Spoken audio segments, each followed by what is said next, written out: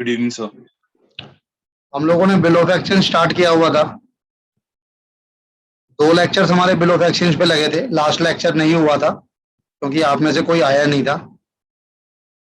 अगर नहीं आना होता है तो बच्चे एक बार मुझे ना इन्फॉर्म कर दिया करो क्लास से पहले। मैं भी अपना कुछ और काम निपटा लिया करूंगा। क्लास में आके पता लगता है ना, फिर टाइम वेस्ट हो जाता है। सर मैंने सभी आपको बताया हुआ था कि मेरे पेपर चल रहे हैं, इसलिए मैं अभी क्लास से अटेंड नहीं करूंगा। अब मेरे एक पेपर बार खत्म। एक बार क्लास बेसिस पे बता दिया करो, हर क्लास से पहले। अगर उस दिन ले रहे हो, अगर नहीं ले रहे हो तो ओके सर, सॉरी सर।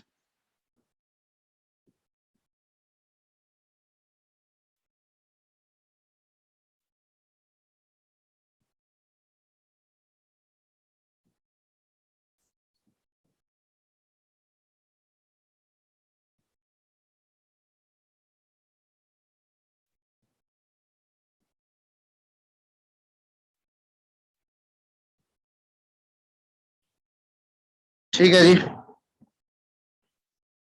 तो हम लोगों ने क्वेश्चन किया था, क्वेश्चन नंबर 6। आप लोगों ने, मैंने वीडियोस भी अपलोड की हुई हैं, तो आप लोगों ने जिन्होंने क्लासेस अगर बीच में मिस की हैं तो देख ली होंगी मेरे हिसाब से। और क्वेश्चन नंबर 10 में आप लोगों के लिए पढ़ रहा हूं। एक बार क्वेश्चन नंबर 10 हम लोग देखेंगे। ए ओड बी ₹8,000। ओड का मतलब बकाया। जी, ड्यू, यानी कि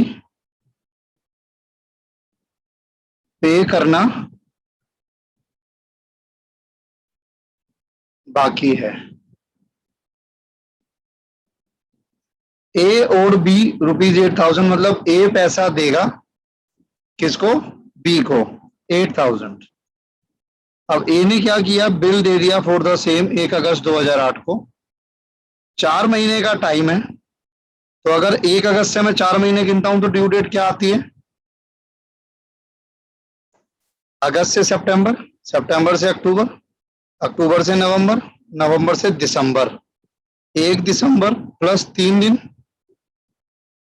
4 दिसंबर 2008 मेरी ड्यू डेट आ जाएगी।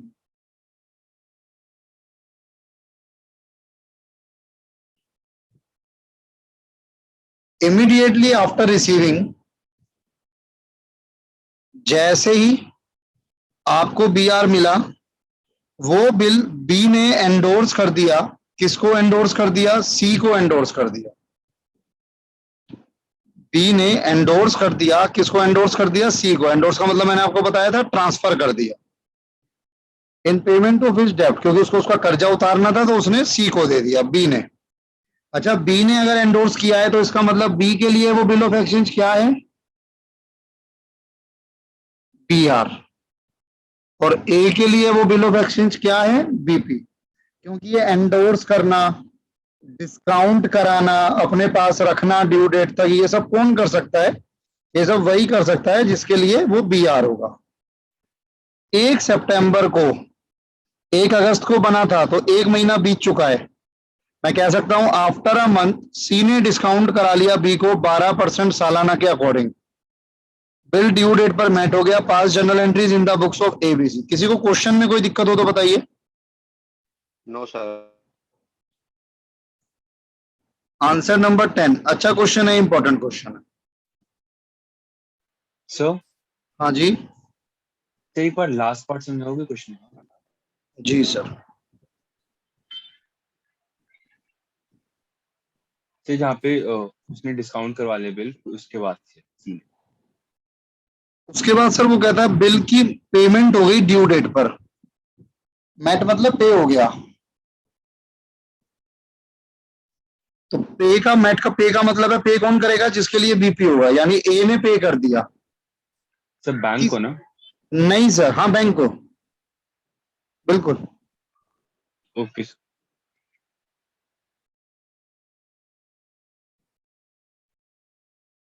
देखिएगा, ए बी सी 3 की बुक्स हैं। इन द बुक्स ऑफ ए,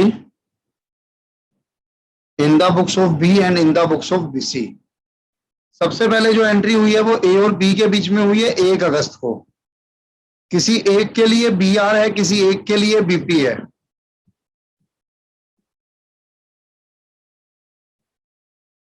ए के लिए बीपी है, बी के लिए बी आर है, तो बी में ए में एंट्री हो जाएगी। B's account debit to BP account 8,000। B की बुक्स में एंट्री हो जाएगी, उसको बी आर मिला, B R account debit to A's account. कोई दिक्कत किसी को? No sir. No sir.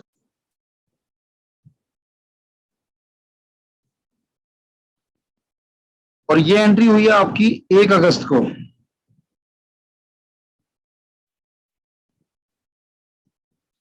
इसकी बुक्स में 1 अगस्त को कोई एंट्री नहीं हुई। आगे बढ़ते हैं। 4 महीने हो गए, 4 महीने के बाद ये सब हुआ। जैसे ही बी को ये बिल मिला, उसने सी को दे दिया, तो बी के पास से बी आर चला गया और उसकी लायबिलिटी थी सी, वो खत्म हो गई। C's account debit to B R account 8,000। 1 अगस्त को सी को बी आर मिला, बी आर अकाउंट डेबिट किससे मिला? बी से मिला। किसी को कोई दिक्कत? No sir. 1 अगस्त को, अब इसमें यहां कोई एंट्री नहीं हुई। अब 1 सितंबर को सी ने ये बिल डिस्काउंट करा लिया बैंक से, तो 1 सितंबर को जब आप डिस्काउंट कराओगे तो एंट्री करोगे बैंक अकाउंट डेबिट, पैसा आया। सारा पैसा नहीं आएगा, कुछ पैसा चार्जेस के नाम पर कट जाएगा और आपके पास से बी आर चला जाएगा। तो बी आर चला गया 8,000 का। डिस्काउंटिंग चार्जेस देख लो कैसे निकालोगे। 12% का रेट है, लेकिन ये 12% साल का है, पर एनम। और आप जो डिस्काउंट चार्ज करोगे वो डिस्काउंट चार्ज करोगे बचे हुए पीरियड पर। 4 महीने का बिल था, 1 महीना बीत चुका है, तो बचे कितने? 3 महीने। 12% साल का है, तो 12 से डिवाइड, जितने महीने बचे हैं उतने से मल्टीप्लाई। 240 आपका डिस्काउंटिंग चार्जेस हो गया। 8,000 में से 240 हटा दो, 7,760। कोई दिक्कत किसी को? नो ना तो इसमें कोई एंट्री, ना इसमें कोई एंट्री।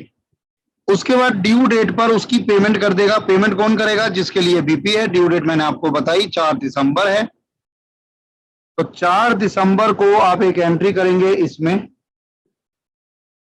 ये पेमेंट करेगा तो इसकी लायबिलिटी खत्म हो जाएगी, बीपी अकाउंट डेबिट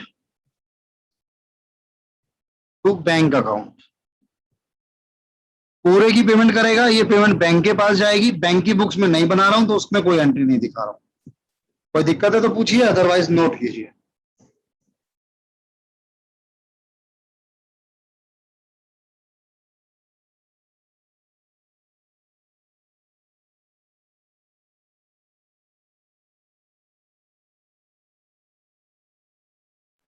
सर हम बैंक की बुक्स क्यों नहीं बनाते? क्योंकि हमारे कोर्स में नहीं होती सर,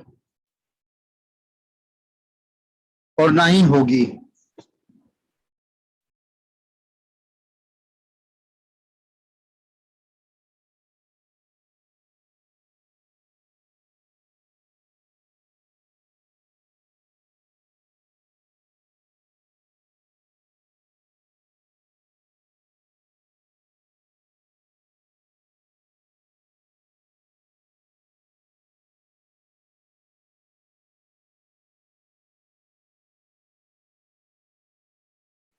सर डन।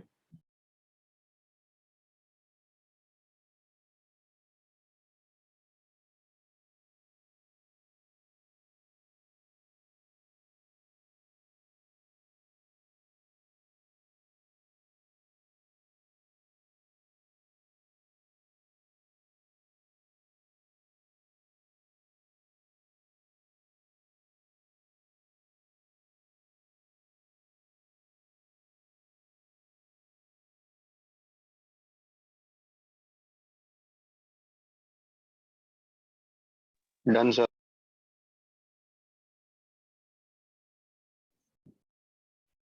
अंगद हो गया? एक मिनट।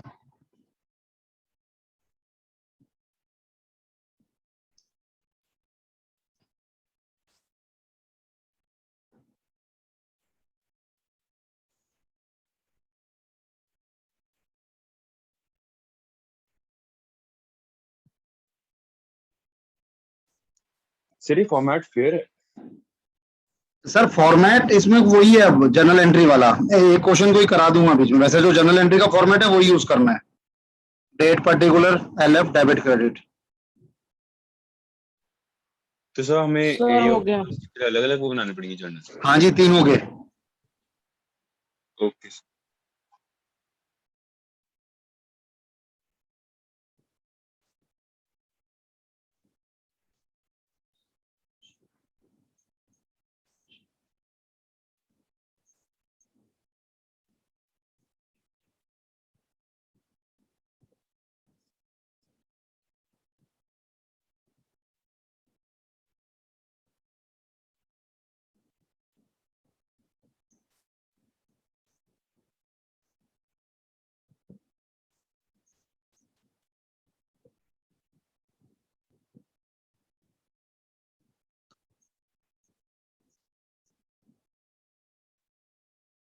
क्वेश्चन नंबर 8 करेंगे, ट्राई करो एक बार 8।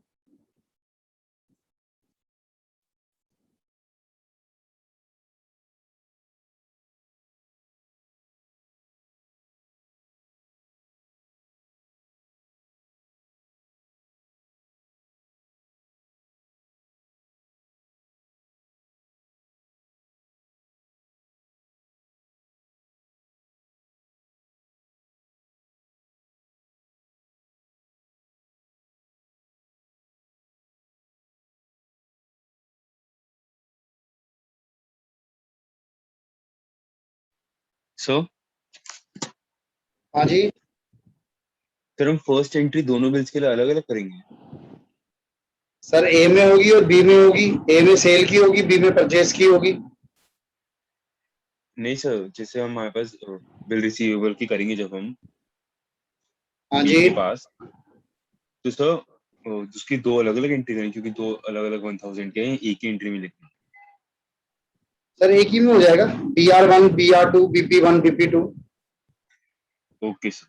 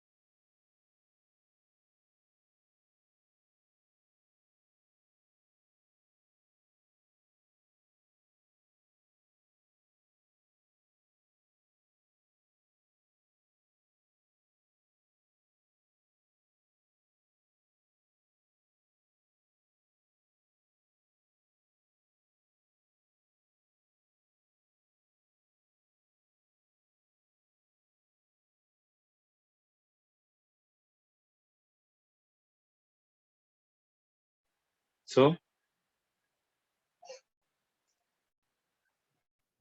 हाँ जी सर ड्यू डेट पे जो जिसके पास बिल रिसीवेबल होता है हम उसकी बुक्स में एंट्री नहीं करते, उसका बैंक बड़ा है और उसका वो कम है। सर, ड्यू डेट में दो लोगों की प्रेंटिस एंट्री होगी, एक सी के पास जिसके पास वो लास्ट में बी आर है, और एक बी के पास जिसके लिए वो बीपी है। सर सी की तो हमें पास ही नहीं करनी है ना, क्वेश्चन में बोला ही नहीं वो सी की पास करनी। सर, पास नहीं करनी, इस क्वेश्चन में नहीं करनी, तो इसका मतलब सिर्फ एक में एंट्री होगी बी में। ओके सर, तो सर हम वैसे हमें ए में नहीं करते हैं, जैसे अगर ए की अगर हमें लास्ट एंट्री करनी हो ड्यू डेट पे, इसका बैंक अकाउंट डेबिट 1000 सो और सर, ए को बीपी में पैसा से मिलेगा ही नहीं ना, तो ए को बैंक को डेबिट ए क्यों का तो करोगे? मिलेगा ना सर, ए की तो उसने इंडोर्स करा है, बस दो बिल मिले थे ना उसको। हाँ, उसकी करोगे फिर। Okay sir. सर क्योंकि हमने ऊपर वाले क्वेश्चन में नहीं करी थी उसकी, सर, जिसको ऊपर वाले में दो थोड़ी थे, ऊपर वाले में तो एक ही बिल था। अच्छा हाँ सर, यस सर।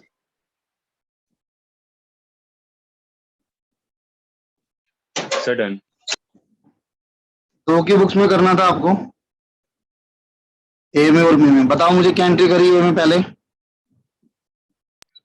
सर ए की बुक में पहले एंट्री होगी BR1 account debit 1000, sir, sale purchase कहाँ गया? BR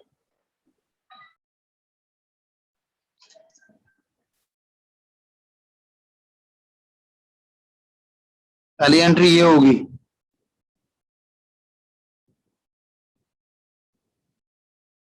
अब आपका सवाल आएगा, सर पिछले में क्यों नहीं हुई? Yes sir. क्योंकि पिछले में सेल और परचेज से स्टार्ट नहीं था क्वेश्चन, सीधा और से था और उसके बाद सीधा बिल बन गया था, लेकिन यहाँ पे सेल की एंट्री है पहले। ओके। अब दो बिल बनेंगे 3 महीने के, तो इसको दो बी आर मिलेंगे, BR1, BR2,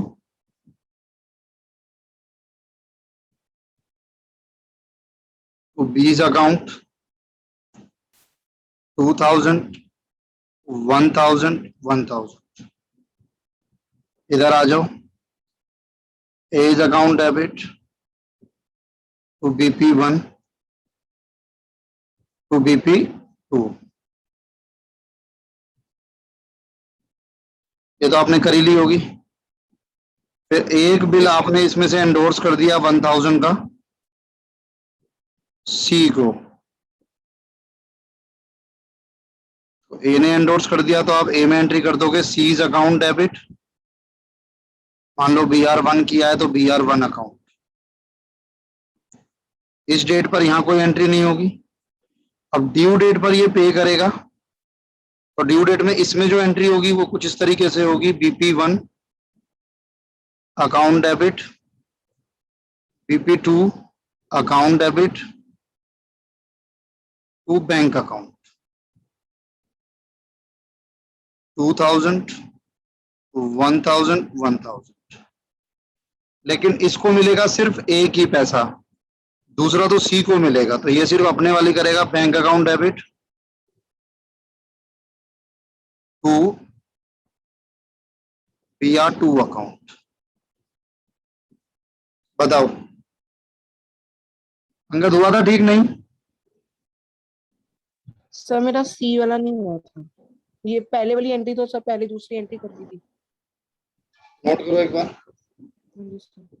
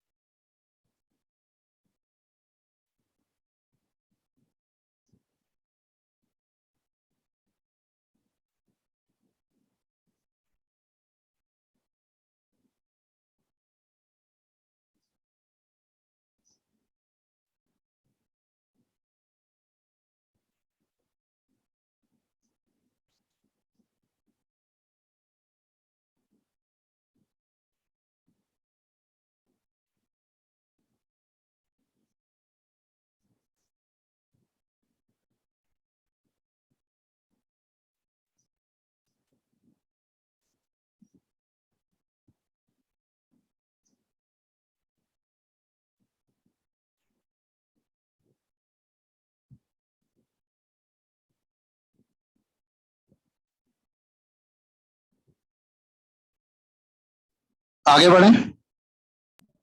यस सर। अच्छा, इसके बाद ना एक कंसेप्ट हमारे पास इस चैप्टर में आता है, डिसऑनर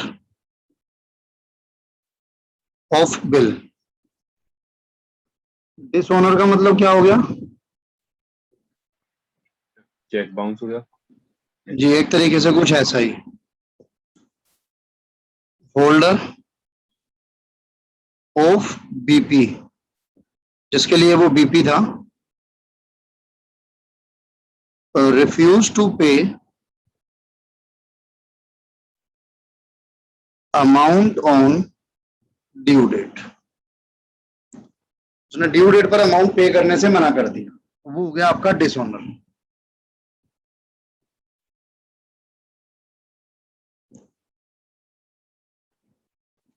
क्वेश्चन उठाते हैं कोई सिंपल सा।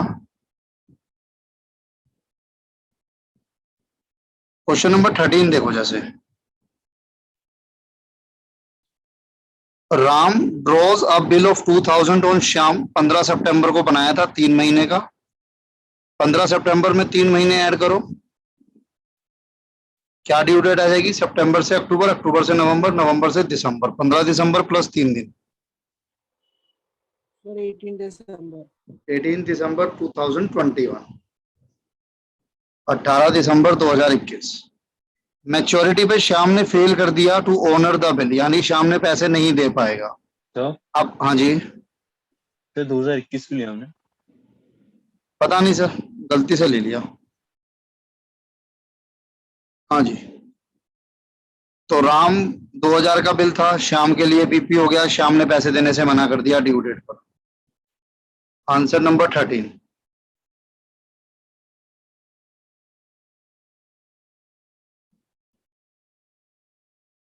बुक्स बनेंगी आपके पास राम की, श्याम की।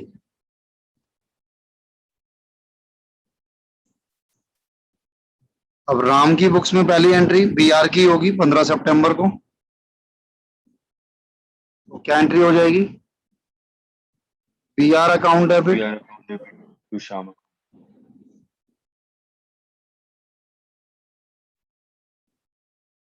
श्याम्स अकाउंट। और कितना अमाउंट है?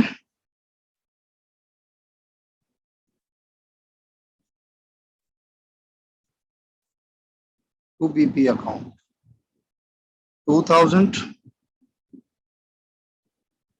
2000, 2000, 2000। ये एंट्री आपकी 15 सितंबर की एंट्री थी। अब आप सीधा पहुंचे 18 दिसंबर पे। अब 18 दिसंबर पे श्याम ने पैसे देने से मना कर दिया, तो देखो क्या होगा। जो बीपी इसने लाइबिलिटी बनी थी वो बीपी बेकार निकला, उसे कैंसिल कर दो और वापस ही अपनी लाइबिलिटी किसको बना लेगा? राम को। समझ आता है?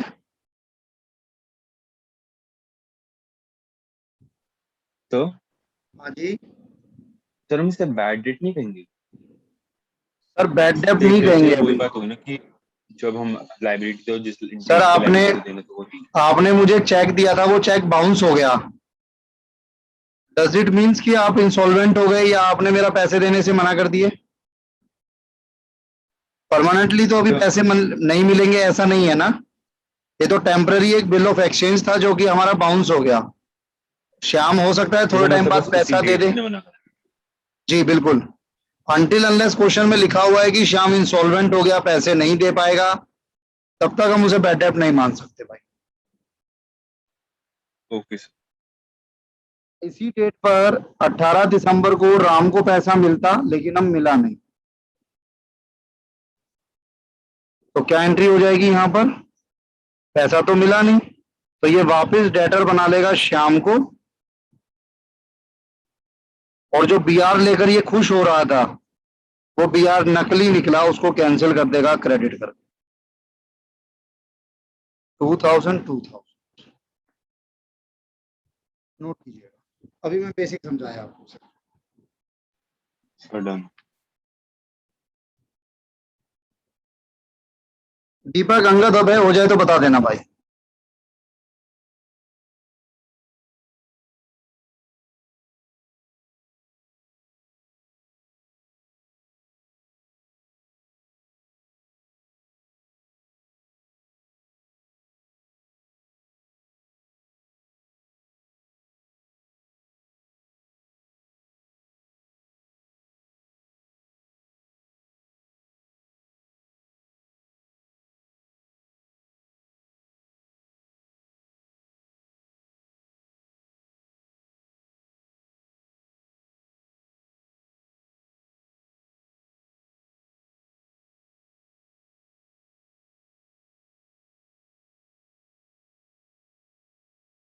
डन।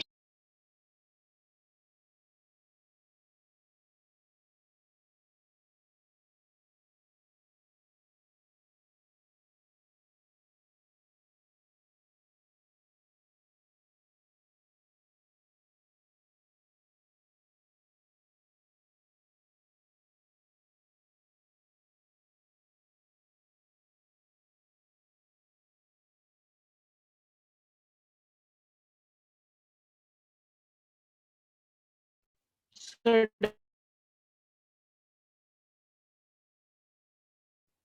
आगे बढ़ते हैं फिर।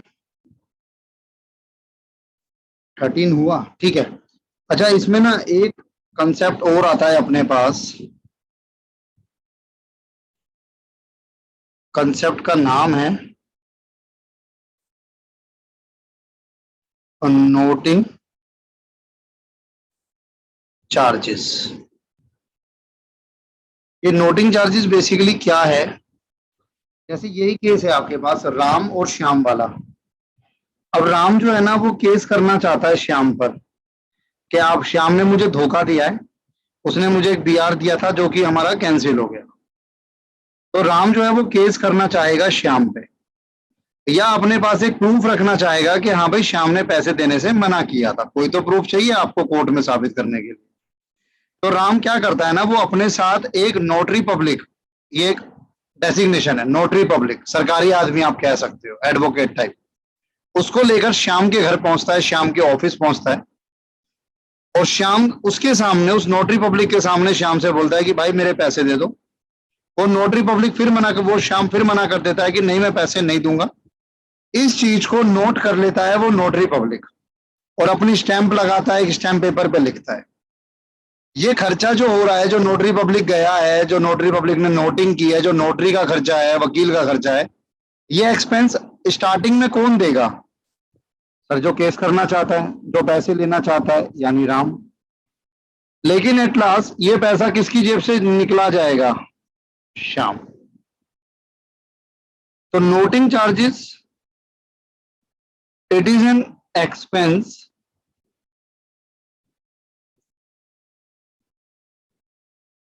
paid by holder of BR, but will be reimbursed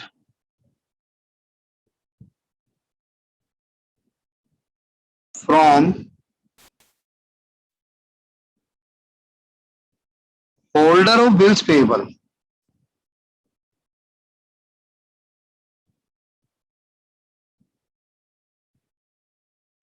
अगर आप होल्डर ऑफ बीआर की बुक्स में बात करेंगे तो आपकी जेब से पैसा जा रहा है टू बैंक या टू कैश अकाउंट, लेकिन खर्चा आपका नहीं है। आप ये पैसा वापस मांगोगे किससे? जिसके लिए वो बीपी है।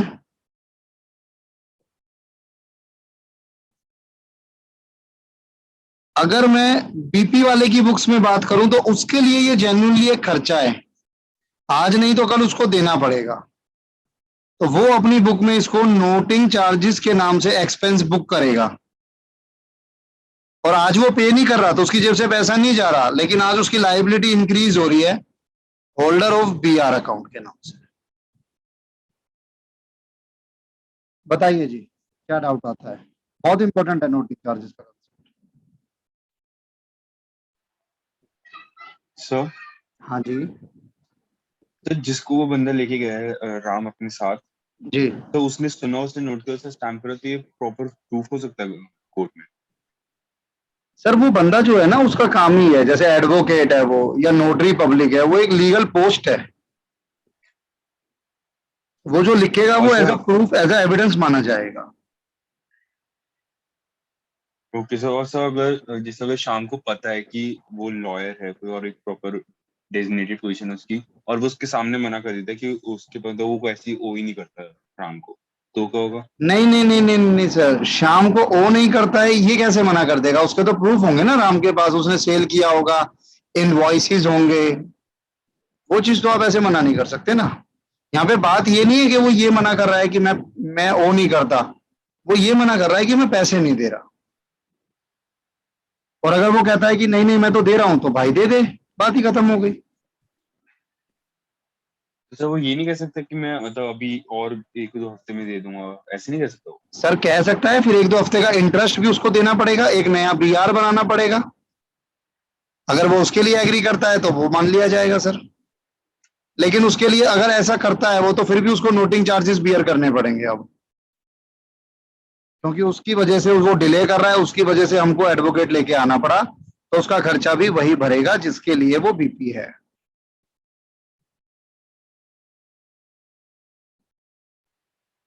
सर हमने बताइए इसमें होल्डर ऑफ बीपी की साइड पे हमने 2 होल्डर बीआर अकाउंट क्रेडिट भरा है। सर, ये वो बंदा है जिसको बीपी वाला पैसे देगा, तो वो उसकी लाइबिलिटी इंक्रीज हो रही है ना। मान लो उसको पहले पैसे देने थे 2,000, अब सामने वाले ने 100 रुपए और खर्च कर दिए, तो अब वो 2,000 100 रुपए देगा उसको, 2,100 रुपए, तो 100 रुपए से उसकी लाइबिलिटी इंक्रीज हो गई। ओके। दीपक कोई doubt? Angad no sir. No note कर लिया ये? यस। सर। आगे बढ़ते हैं। अब ध्यान से देखना,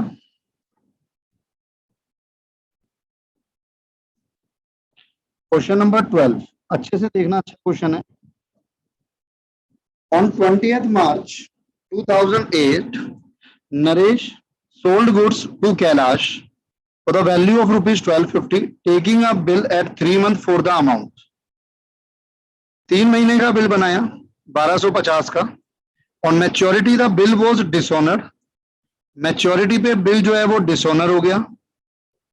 अब डिसऑनर हो गया सर, तो अब ये बीआर किसके लिए है? नरेश के लिए। बीपी किसके लिए है? कैलाश के लिए। तो पहले नोटिंग चार्जेस नरेश अपनी जेब से भरेगा, लेकिन कैलाश से लिया जाएगा। नरेश ने 10 रुपए नोटिंग चार्जेस पे किए। 1 जुलाई को कैलाश ने अपना अकाउंट क्लियर किया 1250 पे करके।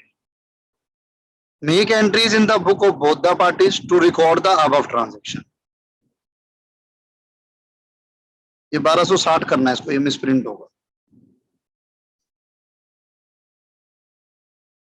सर खुद करना है? नहीं नहीं, मैं कराता हूं।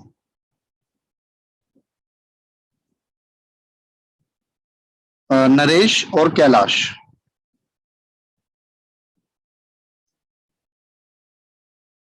नरेश कैलाश।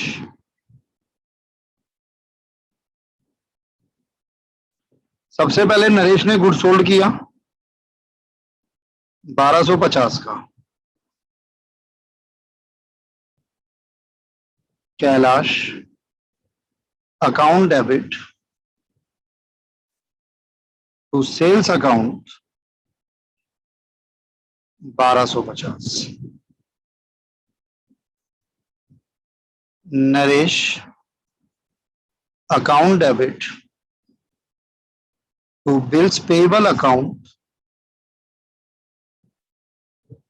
1250। यहां तक कोई बात? अब इसी डेट पे बीआर बना। हाँ जी सर हमने नरेश की साइड पे कैलाश अकाउंट डेबिट के लिए, यहाँ पे हमने बिल रिसीवेबल अकाउंट डेबिट किया। सर, गलत करता हूं ना, एंट्री में गलत हो जाती है। वो नरेश वाली साइड तो ठीक है, यहाँ गलत हुई है ना। यहाँ परचेज की एंट्री आएगी ना, purchase account debit to Naresh. अब ठीक है। Yes BR account debit to Kailash account. Kailash में आ जाएगा आपके पास Naresh account debit to BP account.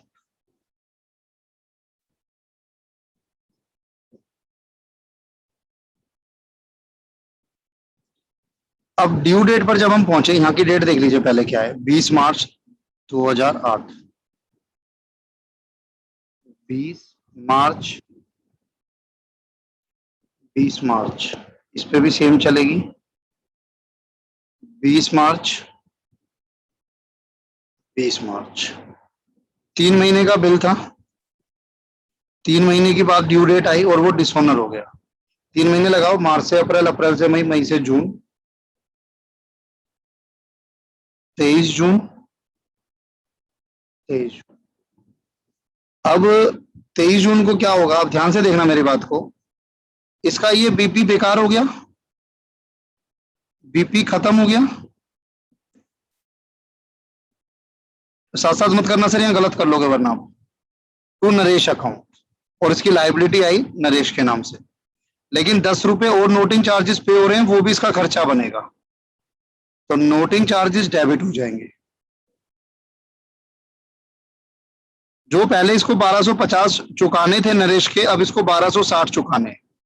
तो इसकी लाइबिलिटी 1260 हो गई। यही नरेश को मैंने यहां डिनोट किया था होल्डर ऑफ BR। इसी तरीके से जब मैं इसमें आऊंगा तो मेरा BR खत्म हो गया, तो BR अकाउंट 1250 से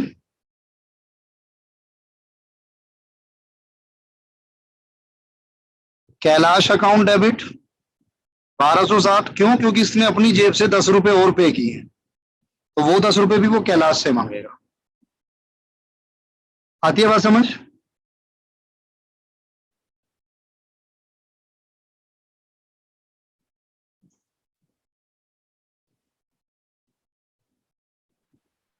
सर।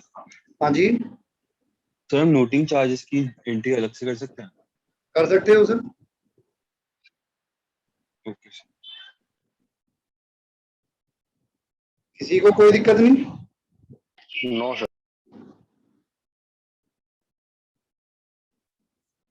क्वेश्चन यही खत्म हो जाता, लेकिन उसने बोला है कि 1 जुलाई को कैलाश ने अपना अकाउंट क्लियर कर दिया, 1260 रुपए पे करे। तो 1 जुलाई को जब ये पे करेगा तो जो इसकी लाइबिलिटी है नरेश, वो खत्म हो गई अब। क्यों? क्योंकि इसने अपनी जेब से पे कर दिए 1260 रुपए।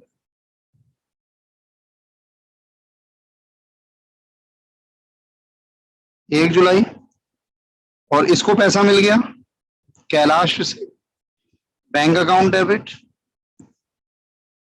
To Kailash account 1260, 1260। कोई दिक्कत है तो बताइए, अदरवाइज नोट कर सकते हैं।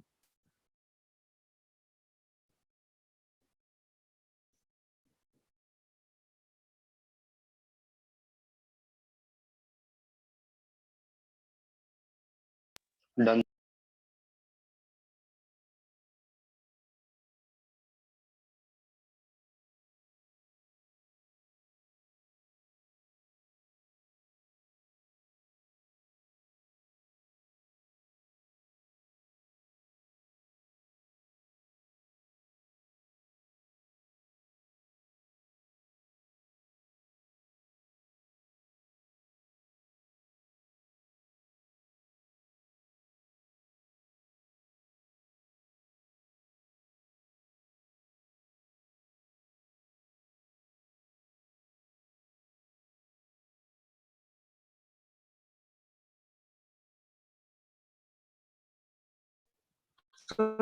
डन।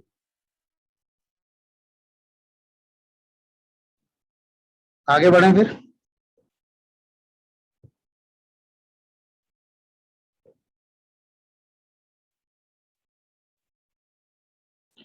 फोर्टीन ट्राई करना।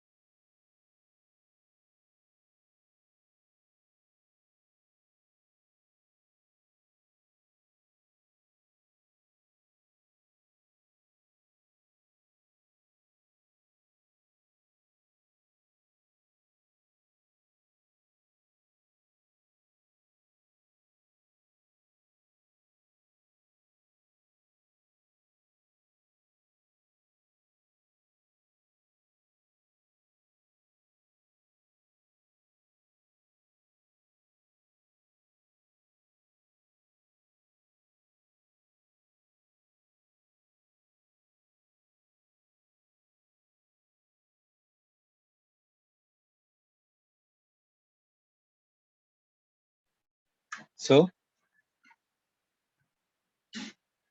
हाँ जी तो जो फर्स्ट लाइन में लिखा हुआ है आफ्टर 3 months, सर ये जी पिछली वाली स्टेटमेंट के साथ में है कि पेबल आफ्टर 3 months या 3 months after 3 months a discount.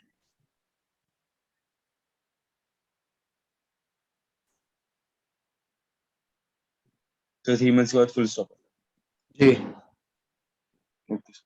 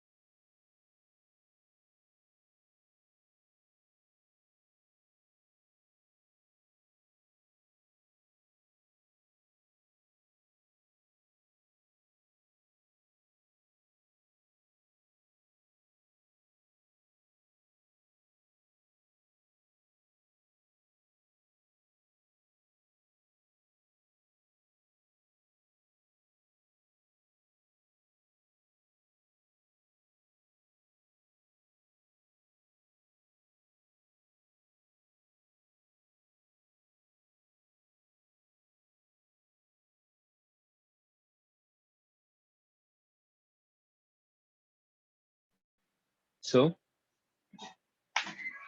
हाँ जी सर जैसे इस केस में अब हमारा बैंक बी के लिए लाइबिलिटी बन गया है, उसको पे करना उसको। तो सर हम जब लाइबिलिटी इंक्रीज करके क्रेडिट करेंगे तो क्या लिखेंगे, टू बैंक अकाउंट लिखेंगे? हाँ जी सर ओके सर।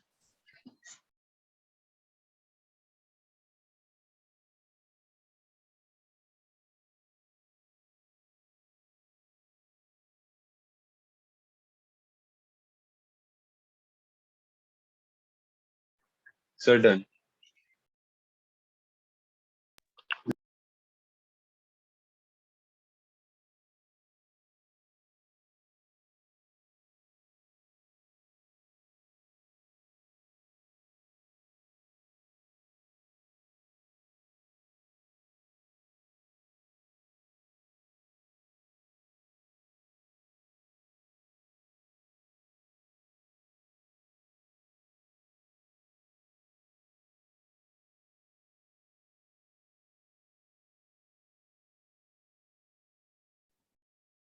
हुआ भाई दीपक यस अंगद सर।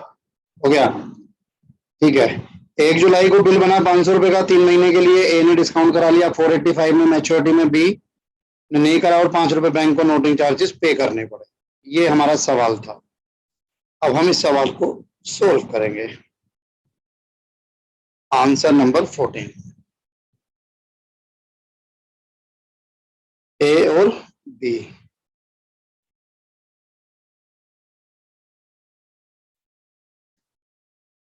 चलो बताओ पहली एंट्री क्या करी है कि बुक्स में bills receivable account debit to B's account. Bill receivable account debit to B's account कितना और बी में क्या एंट्री करी? Age account debit to bills payable account. Is account debit to bills payable account. Done.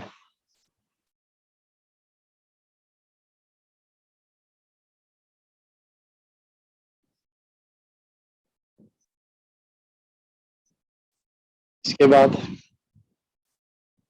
ए हो गया, B हो गया,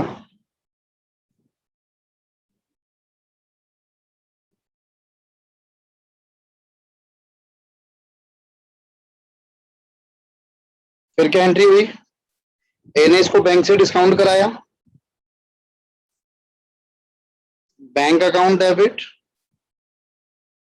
पूरा पैसा नहीं मिला आपको, discounting charges account debit, BR आपने बैंक को दे दिया, 485 मिला, 15 रुपए डिस्काउंटिंग चार्जेस हो गए, 500 रुपए, यहां पर कोई एंट्री नहीं होगी। अब ड्यू डेट पर क्या हुआ? ड्यू डेट पर बी ने पैसे देने से मना कर दिया। अब ध्यान से समझिएगा, बैंक बैंक बैंक किससे पैसा मांगेगा? पहले बैंक ने ए से पैसा मांगा, ए ने पैसे देने से मना कर दिया, तो बैंक ए को फोर्स नहीं कर सकता। बैंक पैसा किससे मांगेगा? बैंक पैसा ए से मांगेगा। तो ए अपनी बुक्स में एक एंट्री पास करेगा, ए वापस पैसा मांगेगा बी से, तो बी को ये अपना एसेट बनाएगा, डेटर बनाएगा, और किसको देगा? बैंक को। और देगा भी कितने? 5 रुपए नोटिंग चार्जेस मिलाकर, जो कि बैंक की जेब से गए हैं।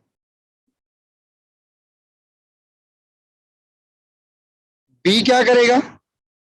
बी का जो बीपी था वो तो कैंसिल हो गया, एक एडिशनल खर्चा उसके ऊपर आ गया, और ये पूरा पैसा ये किसको देगा? ए को देगा। बताइए जी, सीक्वेंस समझ आता है? यस ऐसे ही किया था आप लोगों ने भी? सर ये नहीं किया था, फोर्स करने वाला। कोई बात नहीं सर, एक बार देख लीजिए, समझ लीजिए, कोई डाउट है तो बताइए।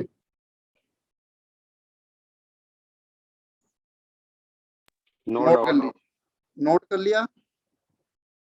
Yes sir. चलिए जी, आज के लिए इतना ही रहेगा, नेक्स्ट क्लास में चैप्टर को आगे बढ़ाएंगे सर।